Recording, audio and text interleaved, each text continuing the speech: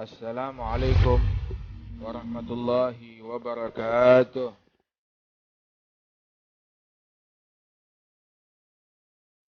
Alhamdulillah alladzi hadana lihadza wa ma kunna linahtadiya laula an hadana Allah. Allahumma salli wa sallim ala sayyidina Muhammadin miftahi babi rahmatillah adada ma fi ilmillah. Salatan wa salaman daimain bidawami mulkillahi wa ala alihi wa sahbihi wa mawalaha ma ba'd.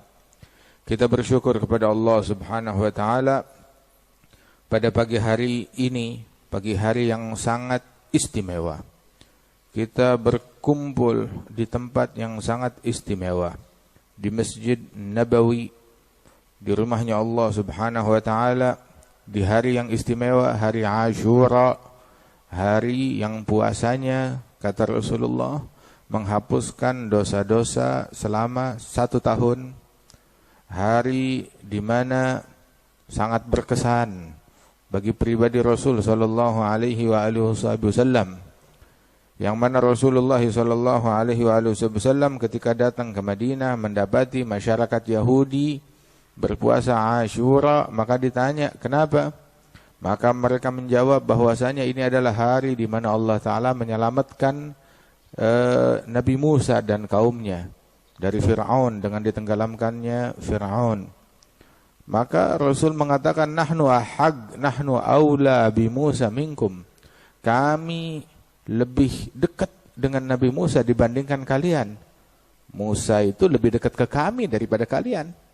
Sebab kami adalah orang yang berjalan sejalan dengan jalannya Nabi Musa. Adapun kalian yang ngaku umatnya nyeleweng dari jalannya Nabi Musa. Maka kami lebih berhak untuk memuliakan Musa. Kami lebih berhak untuk mengenang Nabi Musa melebihi daripada kalian. Maka Rasulullah perintahkan muslimin untuk berpuasa. Dan itu menjadi kewajiban atas umat Islam. Sebelum diwajibkannya puasa Ramadan, baru pada tahun berikutnya diwajibkan puasa Ramadan, maka puasa Ashura menjadi puasa sunnah. Kemudian juga di akhir hayat Rasul SAW, Nabi mengatakan, apabila saya berjumpa dengan tahun depan, Ashura tahun depan, niscaya saya akan puasa bukan hari Ashura saja, tetapi Tasu'a dan Ashura.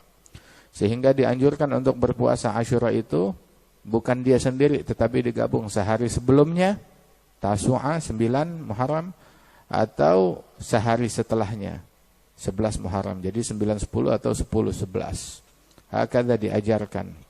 Dan di hari Ashura memiliki banyak kejadian. Di antara kejadian-kejadian istimewa adalah di hari tersebut bahteranya Nabi Nuh itu merapat setelah badai berbulan-bulan terombang-ambing di atas perahu tersebut. Di badai, suatu badai yang terbesar yang pernah dilalui oleh bumi ini, dengan ditenggelamkan seluruh bumi tenggelam. Maka perahu tersebut setelah berbulan-bulan terdampar dan merapat di bukit Judi, Istawa 'alal Judi, sebagaimana Allah Ta'ala firmankan di dalam Al-Quran. Dan juga di hari Ashura tersebut Allah Subhanahu wa taala keluarkan Nabi Ibrahim dari apinya Namrud. Dan di hari Ashura itu Allah Ta'ala perjumpakan Sayyidina Ya'qub dengan Nabi Yusuf, putra beliau setelah terpisah berpuluh-puluh tahun. Dan di hari Ashura Allah Subhanahu wa taala berikan solusi dan pertolongan atas bencana, musibah dan ujian yang Allah Ta'ala berikan kepada Nabi Ayyub. Maka solusi kesehatannya dan solusi dari semua problemnya pada hari Ashura. Dan di hari Ashura itulah Allah Subhanahu wa taala selamatkan dan dikeluarkan Nabi Yunus dari perut ikan. Setelah dia mendekam di situ sebulan lebih, berhari-hari, diselamatkan oleh Allah Subhanahu wa taala. Dan di hari Ashura itulah Allah Subhanahu wa taala mengabulkan doanya Nabi Musa dan Nabi Harun. Dan di hari Ashura itu juga Allah Subhanahu wa taala memberikan pertolongan kepada Bani Israel dan Nabi Musa dengan ditenggelamkannya Fir'aun. Dan di hari Asyura itu pun juga terbunuh wafat daripada salah seorang cucu Rasulullah SAW, pejuang dakwah yang sejati, Al-Imam Al-Husain bin Ali bin Abi Talib wa ibn Fatimah Az-Zahra binti Nabi Muhammad sallallahu alaihi wa alihi wasallam. Dan bahasan kita pada pagi hari ini, sebelum kita bahas mengenai hal-hal yang berkenaan tentang amar ma'ruf dan nahi mungkar, sedikit kita cari apa agendanya Asyura. Agenda Asyura, Muslim punya agenda sendiri. Kita punya status, kita punya identitas. Identitas kita adalah kita anggota dari umatnya Nabi Muhammad. Keanggotaan organisasi, keanggotaan perusahaan, keanggotaan institusi tertentu enggak selamanya. Keluar juga enggak penting. Bahkan keanggotaan dari suatu negara juga enggak selamanya. Kita kalau mati udah bukan jadi warga negara Indonesia lagi, warga negara akhirat namanya. Selesai sudah.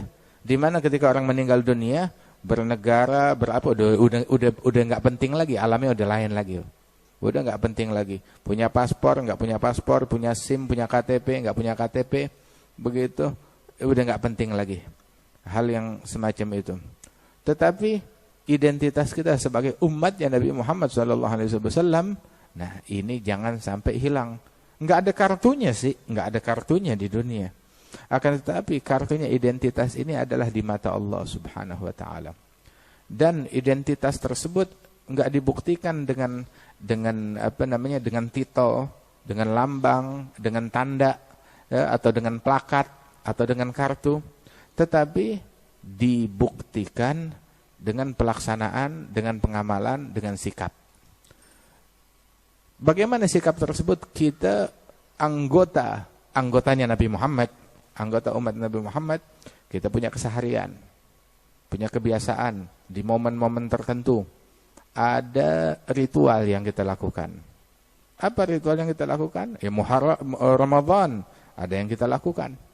Kemudian juga setiap hari ada yang kita lakukan, seperti sholat 5 waktu dan lain sebagainya. Cara berpakaiannya kita, cara berucapnya kita, pola fikir kita. Kemudian juga di hari Asyura juga kita ada agenda. Agendanya yang pertama adalah berpuasa di hari Asyura, sebagaimana disunahkan oleh Nabi Muhammad, puasanya menghapuskan dosa selama 1 tahun.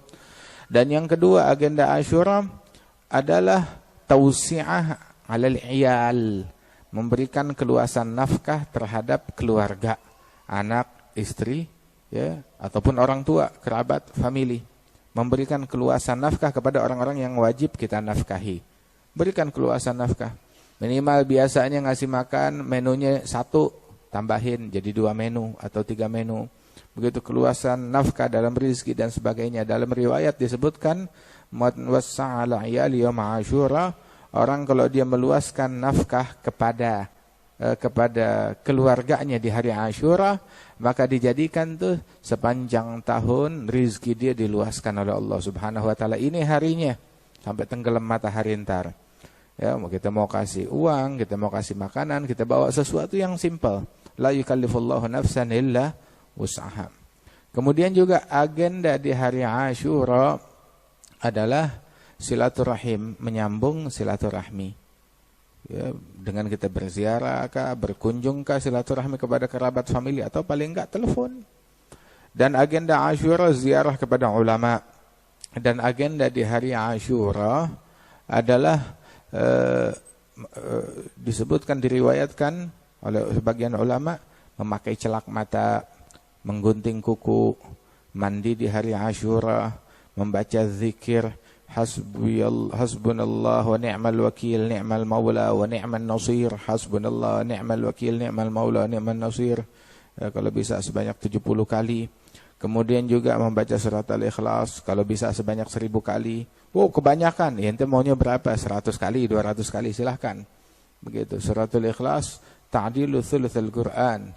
Surat Al-Ikhlas 1 kali itu pahalanya sama seperti membaca 1/3 Al-Qur'an, sabda Rasulullah SAW. Ada satu sahabat tiap sholat baca surat selalu ditutup dengan surat Al-Ikhlas. Ditanya, kenapa? Ngadu lagi kepada Rasulullah, makmum-makmumnya. Nabi jawab, fiha sifat Rahman wa inni uhibbuha. Di dalamnya ada sifat-sifat Rahman dan aku suka dengan surat ini. Maka Nabi bilang kepada orang yang doyan dengan surat Al-Ikhlas tersebut dan terobsesi dengan surat Al-Ikhlas, hubbuka iyyaha adkhalakal jannah. Cintamu kepada surat Al-Ikhlas membuat engkau masuk ke dalam surganya Allah. Berkat cintamu engkau dimasukkan surga oleh Allah Subhanahu wa taala. Dan agenda di hari Asyura adalah yaitu memberikan ihsan, kebaikan, menunjukkan kasih sayang dan kepedulian kepada anak yatim. Bagaimana bentuk kepedulian terhadap anak yatim? Walaupun dengan menunjukkan cinta. Berbagi kasih sayang, usap kepalanya anak yatim, apalagi kalau ngusapnya pakai duit, lebih baik lagi. Menunjukkan cinta, kepedulian, kasih sayang kepada anak-anak yatim. Dan inilah di antara agenda dan amalan mukmin di hari Asyura. Dan alhamdulillah pagi hari ini yang menjadi bahasan kita adalah wal takum minkum ummatu yad'una ilal khair wa ya'muruna bil ma'ruf wa yanhauna 'anil munkar. Jadilah kalian di antara kalian sekelompok umat yang kerjaannya ngajak manusia kepada kebaikan. Berdakwah, menjadi orang yang berdakwah ngajak kepada kebaikan. Dan untuk berdakwah tersebut enggak cukup satu orang, enggak cukup dua orang, enggak cukup tiga orang. Sehingga Allah Ta'ala enggak bilang wal takum minkum rajul au rajulan. Allah enggak bilang jadilah di antara kalian satu orang, dua orang. Tapi Allah bilang jadilah di antara kalian umat. Umat tuh berapa banyak? Bukan satu, bukan dua, puluhan, ratusan, ribuan, jutaan.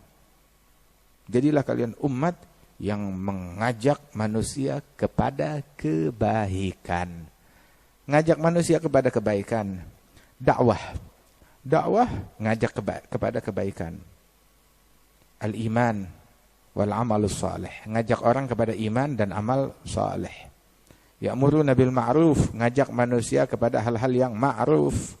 Yanhauna 'anil munkar, mencegah manusia dari hal-hal yang mungkar, dari hal-hal yang bertentangan dengan syariat. Ngajak manusia kepada kebaikan, hal-hal yang baik.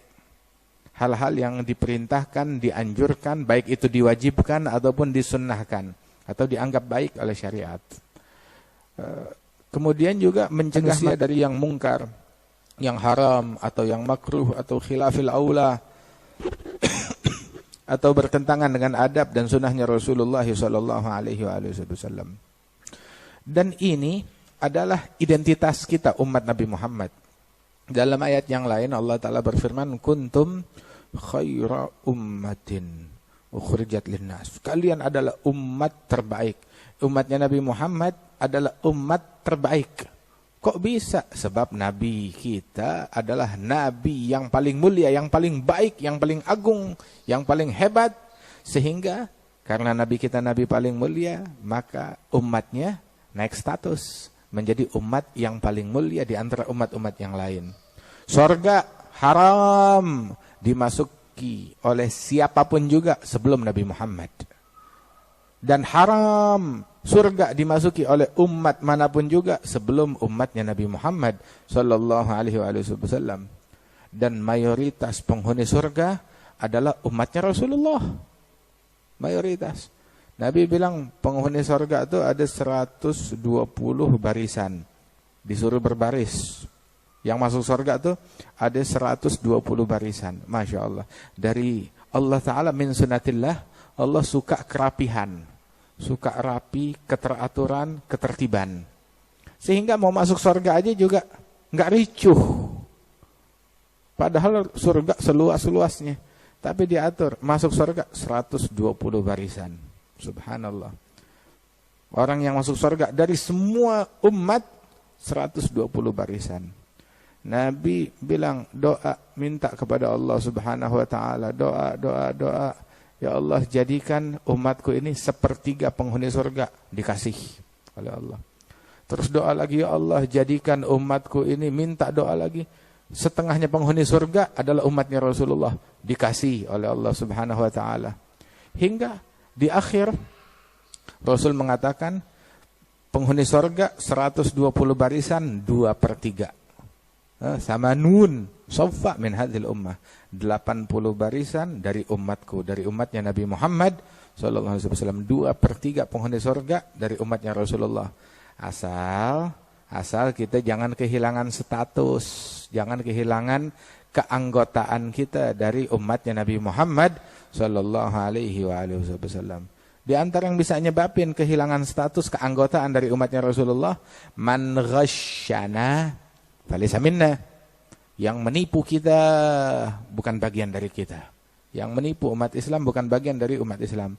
Menipu dalam urusan duniawi, keji, tercela. Tapi menipu dalam urusan akhirat 1.000.000 kali lebih tercela. Mengatasnamakan agama sesuatu yang bukan bagian dari agama. Mengatasnamakan Tuhan, mengatasnamakan Nabi, mengatasnamakan agama padahal bukan bagian dari agama. Begitu. Mengatasnamakan ini amalan akhirat padahal murni dunia. Murni duniawi, murni politik, murni ambisi, syaitan, waliyadzubillah min dzalik. Itu adalah penipuan yang paling keji. Itu bukan bagian dari kita, kata Rasulullah SAW, yang menipu umat Islam.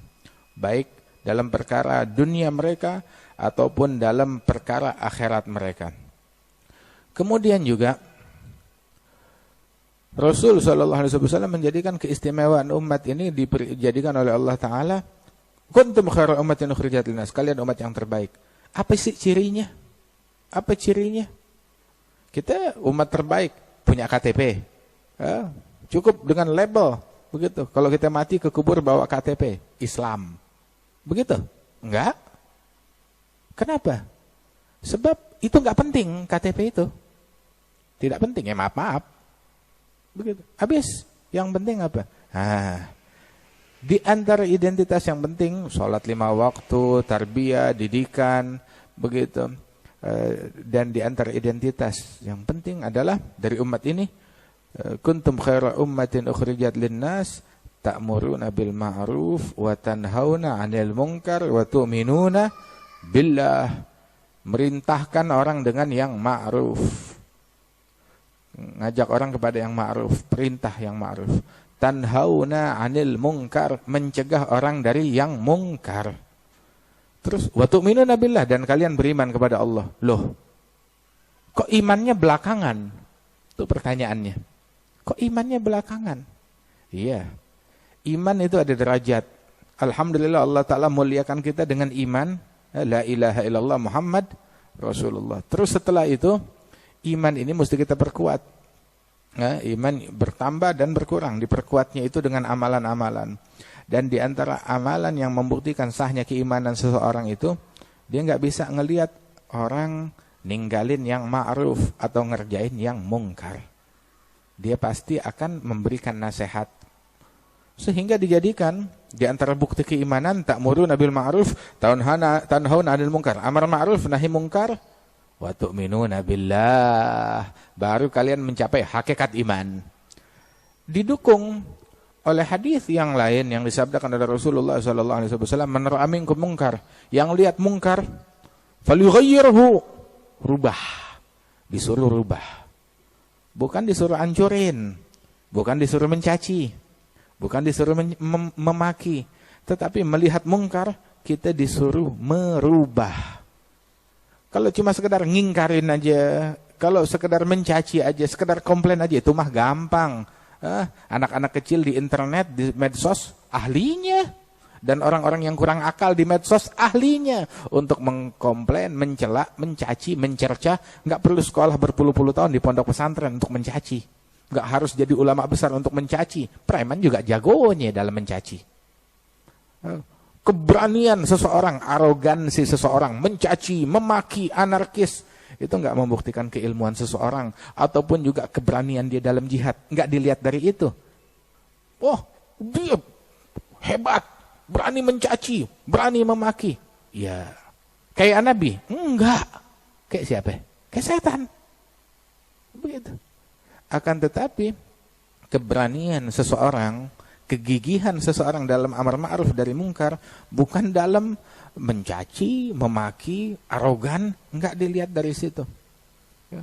Tetapi di dalam menjalankan kode etik dakwah yang diatur oleh Allah, oleh Rasulullah SAW. Nabi bilang, kamu lihat mungkar, bagaimana bersikap? Sikap seperti sikap yang diajarkan Nabi. Falyughayyirhu. Sikap yang diajarkan Nabi, merubah. Kalau ngancurin, ngatain, preman bisa. Tetapi merubah itu perlu kebijaksanaan. Merubah, gimana ngerubah? Berubah mungkar, rubah menjadi ma'ruf. Jelek, rubah menjadi bagus. Jauh dari Allah, rubah menjadi dekat kepada Allah. Dibenci oleh Allah, rubah menjadi disukai oleh Allah. Rubah. Lihat mungkar, rubah. Rubahnya bagaimana? Dengan tangan. Wah, berarti boleh ngancurin. Dengan tangan, Nabi berbicara semacam ini, sebab ada juga peringkat kemampuan seseorang di dalam merubah mungkar tersebut, ada peringkatnya seseorang. Rahimallahu imra'an arafa gadra nafsih. Allah merahmati seseorang yang tahu kadar dirinya. Kalau orang nggak tahu diri, nggak tahu kadar dirinya, ya, anak kecil umur 3 tahun disuruh angkat barbel atau suruh ngangkat motor, ya, suruh pikul motor, suruh dorong mobil, nah itu namanya nggak tahu diri. Yang semacam ini, orang tua udah sakit, ada jantung, ada gula, ya, ada apalagi namanya, ada kolesterol, sekalinya makan lemak disikat sebanyak-banyaknya sepiring, kemudian juga gula kalau belum sekarung sehari belum puas, itu namanya nggak tahu diri. Kalau dia nggak tahu diri, akan menimbulkan kerusakan. Nggak tahu kadar dirinya, akan menimbulkan kerusakan pada pribadi dia ataupun kepada orang lain, ya kan? Sama nih seperti lampu listrik, ya. Voltasenya berapa? 220 sampai 240. Ya. Ada juga voltase listrik yang 110. Kalau kita nggak tahu kadarnya, yang 220 dicolok ke 110, ya rusak mesin kita. Ya, yang 110 dicolok ke 220, rusak, hancur. Harus tahu voltasenya. Harus tahu kadarnya, harus tahu ukurannya dalam segala sesuatu. Begitu juga manusia tuh, annas ma'adin, beragam, bermacam-macam. Nah, manusia tersebut yang beragam itu dalam menyikapi mungkar, sikap berbeda-beda sesuai dengan kadar dirinya. Antara sikap falyughayyirhu biyadihi, rubah dengan tangannya. Dan sikap kedua, au bilisani, rubah dengan mulutnya, dengan lidahnya. Dan yang ketiga, au bigalbih, rubah dengan hatinya. Rubah dengan hatinya. Rubah dengan tangannya, kalau dia punya kekuasaan, punya kemampuan, punya kekuasaan. Begitu. Dia punya kekuasaan, dia punya kemampuan, misalkan dia memang punya otoritas untuk mengatur, untuk membenahi dengan tindakan, itu kewajiban dia, tugasnya pemerintah dan orang-orang yang punya otoritas. Tapi orang yang nggak punya otoritas, ya, kalau tahu-tahu dia bertindak dengan tangannya, bakal menimbulkan kerusuhan, kekacauan dan keresahan di masyarakat. Ngelihat apa sedikit, pukul, hancur, bakar, sikat, ganyang, tendang. Nggak begitu. Dia nggak punya otoritas. Yang punya otoritas pemerintah. Sehingga dalam makna yang semacam ini, Al-Imam Al-Haddad Al-Mujaddid di abad ke-11 itu beliau menyebutkan di dalam kitab beliau, begitu juga Al-Imam Abu Hamid Al-Ghazali, salah seorang ulama besar di abad ke-6 Hijriyah. Mereka mengatakan, dan banyak ulama-ulama besar syarat amar ma'ruf nahi mungkar. Amar ma'ruf nahi mungkar kewajiban, dianjurkan, tapi dengan syarat tidak menyebabkan kemungkaran yang lebih dahsyat. Mencegah dari kemungkaran. Kalau menimbulkan mungkarnya ada berapa? 1. Gara-gara dia ingkarin dan pengingkarannya, bentuk pengingkarannya tidak bijaksana, tadinya mungkarnya 1 jadi 2, jadi 3, jadi 4. 1 mungkar, gara-gara lu mungkarnya jadi 5. Gak bijaksana. Mungkar tadinya gak ada orang tahu, gara-gara dia menjadi isu nasional. Mungkar tadinya gak ada yang dukung, tapi gara-gara dia berhasil meraih simpati dunia, begitu didukung oleh organisasi ini itu. Tadinya orang nggak tahu, tadinya orang nggak peduli, tadinya orang anti dengan itu semua, dan tabiat manusia nggak suka kepada kemungkaran. Tetapi gara-gara tidak bijak menyikapi, begitu, jadi dapat dukungan sana dan sini. Walaupun kadang saya nggak dukung mungkarnya, tetapi saya tidak terima kalau ada orang lain dibully dengan pembulian yang berlebihan. Ya kan? Dan jangan diartikan ketika ada omongan ini berarti kamu bela kemungkaran, kamu bela perzinaan, kamu bela hal yang haram dan ini, bela kekafiran. Bukan. Ya. Dia mungkar, dia maksiat, begitu. Sikapi dengan hal yang baik. Oh, nggak bisa. Berarti kamu membela dia. Oh, nggak begitu. Nah, ini kan manusia emang susah kalau dialog sama orang yang bicaranya pakai nafsu bukan pakai akal. Kalau kita bicara orang yang manusia bicara pakai akal. Muslim berbicara dengan akal dan agamanya, dengan imannya, dengan keilmuan. Tapi kalau hewan, binatang nggak pakai akal, apalagi pakai ilmu, kagak. Apalagi pakai agama, tidak. Bicaranya pakai naluri, bicaranya pakai syahwat, pakai nafsu. Jadi nggak ketemu, ya, dialog. Kita mau dialog sama kucing, mau dialog sama kambing, begitu nggak ketemu. Ya. Sebab beda bahasa. Ini bahasa hewan, ini bahasa manusia. Bahasa manusia ilmu, akal, begitu, kesantunan, budi pekerti. Tapi bahasa hewan, cakar, gigit, pukul, amarah, emosi, enggak ketemu hal yang semacam ini. Enggak bisa diajak dialog. Alhasil, disuruh rubah dengan tangan. Bagi orang yang punya otoritas. Sebab kalau enggak, bakal menimbulkan kemungkaran yang lebih dahsyat. Dulu pernah ada katanya, konser penyanyi terkenal ditentang oleh masyarakat di mana-mana segala macam sampai menjadi isu, bukan isu dunia, maaf, jadi isu masjid. Masjid untuk dikumandangkan nama Allah berubah. Yang dikumandangkan ada beberapa orang ceramah lebih banyak menyebut nama penyanyi kafir daripada menyebut nama Allah dalam ceramahnya. Sampai anak-anak kita, saya punya anak-anak, punya santri, punya anak-anak kita jaga kupingnya. Tidak mendengar nama-nama manusia bejat. Dari penyanyi-penyanyi yang seniman-seniman yang kelihatan betul-betul melanggar syariat dari orang-orang yang tidak beriman. Kita jaga anak kita, nggak kenal mereka. Nggak tahu namanya mereka, wala tahu keberadaan makhluk ini ada di dunia, dia nggak tahu. Kita jaga, berhasil kita lindungin dia di rumah, dari internet, dari televisi, nggak kenalin semua. Tahu-tahu dengarnya di mana? Di masjid. Kenapa? Ustadznya memperkenalkan, mengiklankan penyanyi tersebut di situ. Rasanya mau tanya, lu dibayar berapa sama tuh penyanyi sampai mengiklankan di masjid? Kamu mencemari masjid. Ada satu orang ustadz datang ke ke masjid mau ngajar.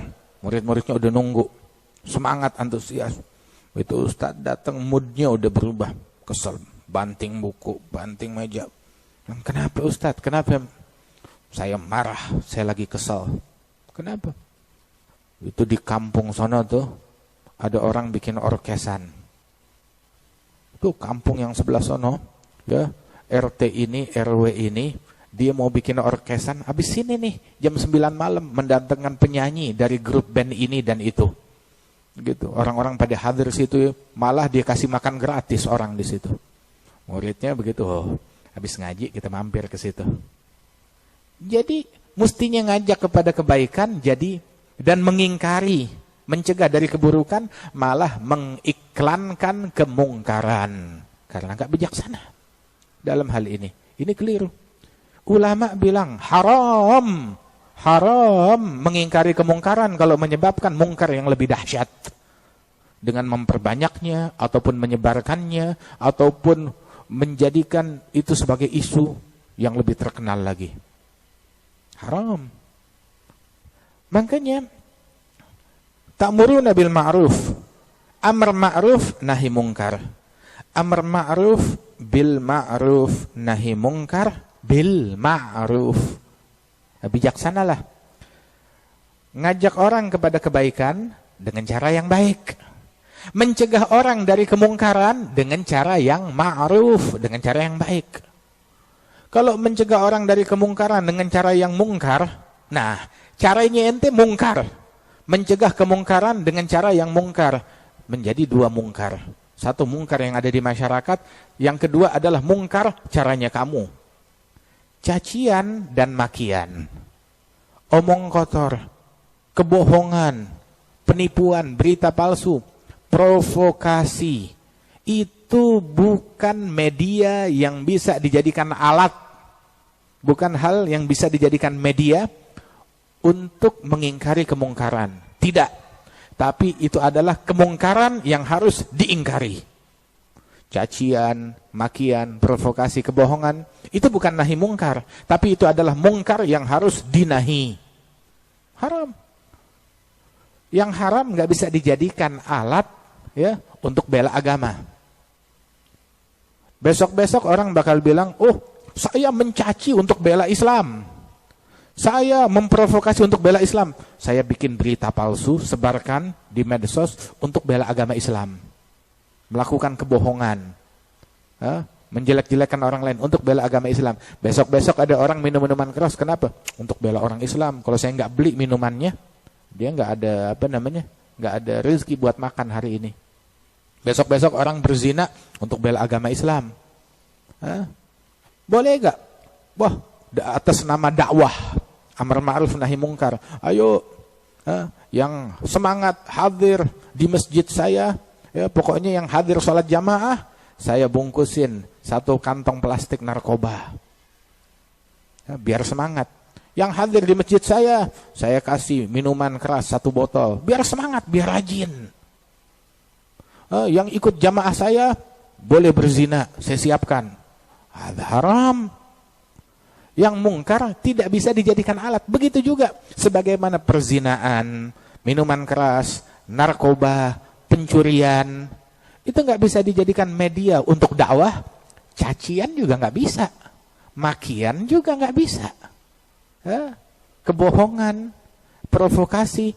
Ini semuanya hal-hal yang haram. Ini semuanya nggak bisa dijadikan. Oh, ente ngasih contohnya beda. Zina sama bergosip. Zina sama mencaci. Oh iya memang beda. Zina dengan bergosip ya beda lah kejahatannya. Zina itu dosa gede. Gosip, ghibah, mencaci lebih gede dosanya dari zina. Bukan lebih kecil. Bukan juga sama. Lebih besar daripada perzinaan. Nabi bilang, fima rawahu Abi Dunya, itu beliau bilang, Rasul SAW bilang bahwa iyyaka wal ghibah fa innaha asyaddu minaz zina. Hati-hati dari gosip, dari ghibah. Itu lebih dahsyat daripada perzinaan. Itu dalam sebuah athar bahkan disebutkan bahwasanya ghibatul muslim asyad min 30 zanya fil Islam.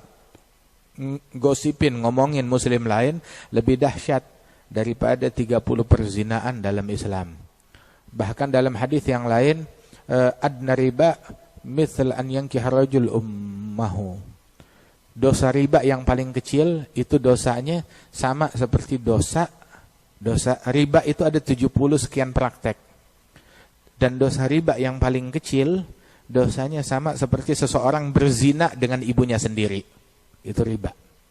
Terus Nabi bilang, wa inna arbar riba, masuk dalam kategori riba yang paling dahsyat, yang paling tinggi, yang paling besar dosanya. Apa? Tatawulur rajul fi 'irdi akhihil muslim. Ketika seseorang menodai kehormatan saudaranya yang muslim dengan ucapannya, dengan cacian, makian, dengan gosip, dengan provokasi, dengan namimah, dengan fitnah.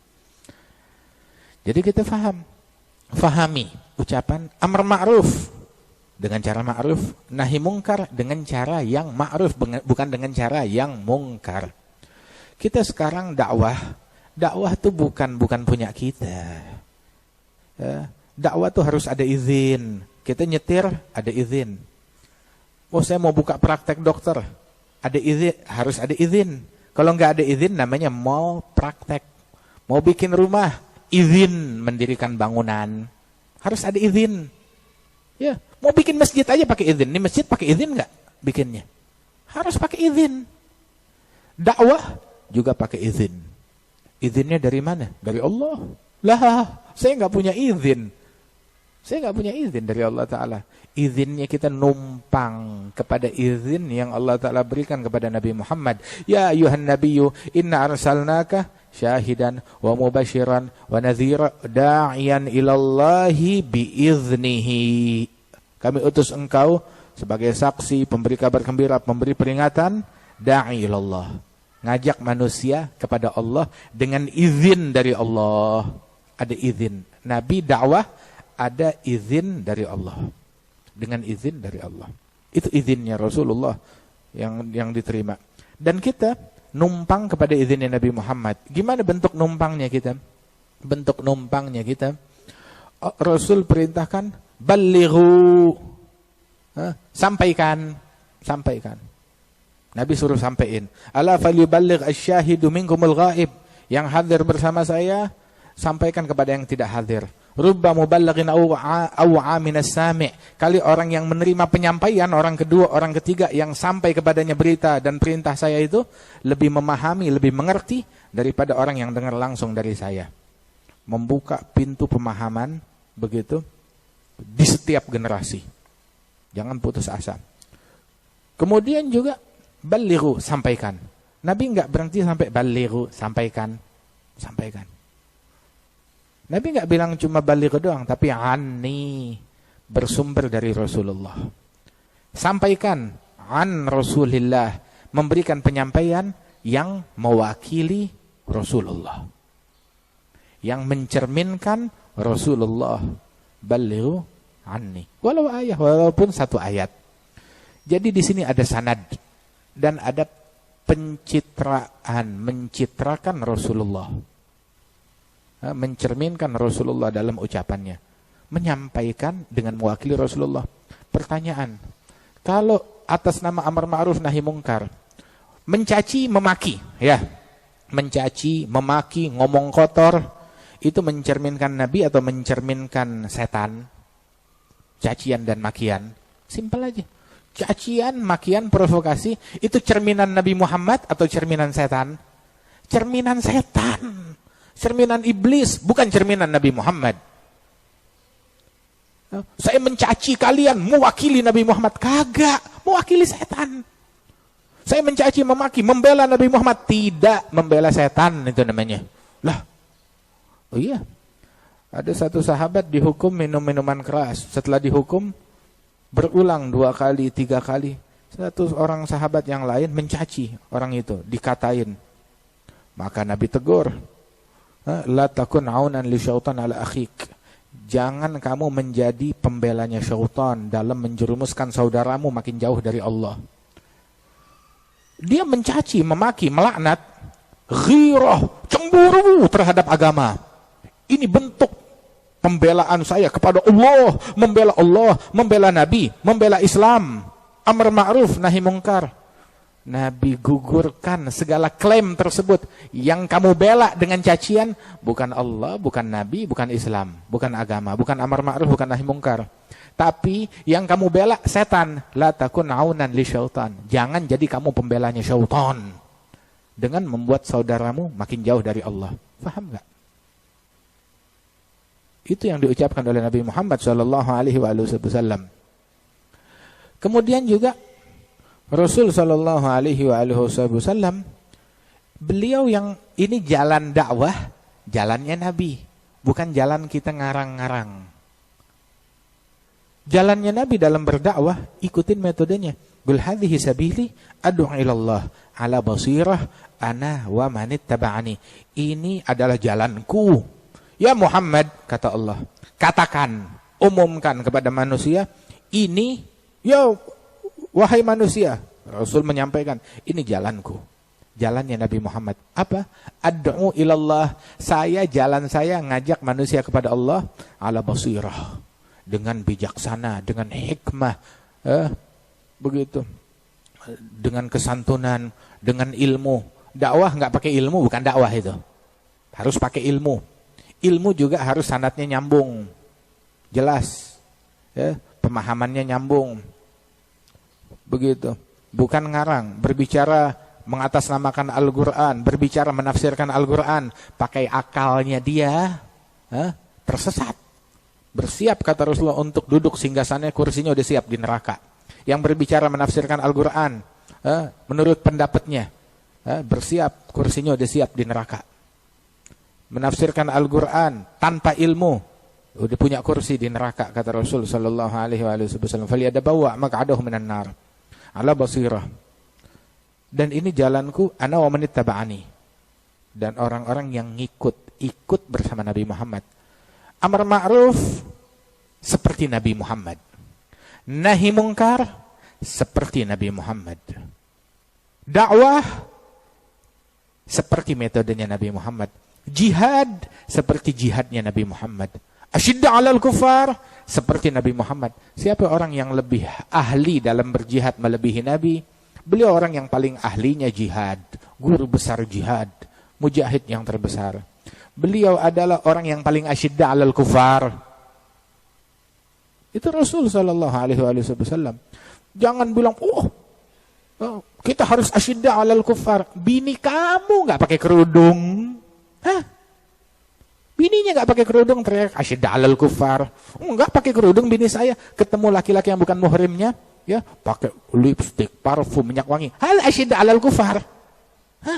Nabi bilang perempuan keluar dari rumahnya ya dengan memakai parfum, kecium oleh orang laki-laki yang bukan muhrimnya, fahiya zaniyah, dapat dosa zina. Termasuk walinya juga, suaminya juga kena, bapaknya juga kena. Asyidda 'alal kufar, kamu pakai adatnya kufar.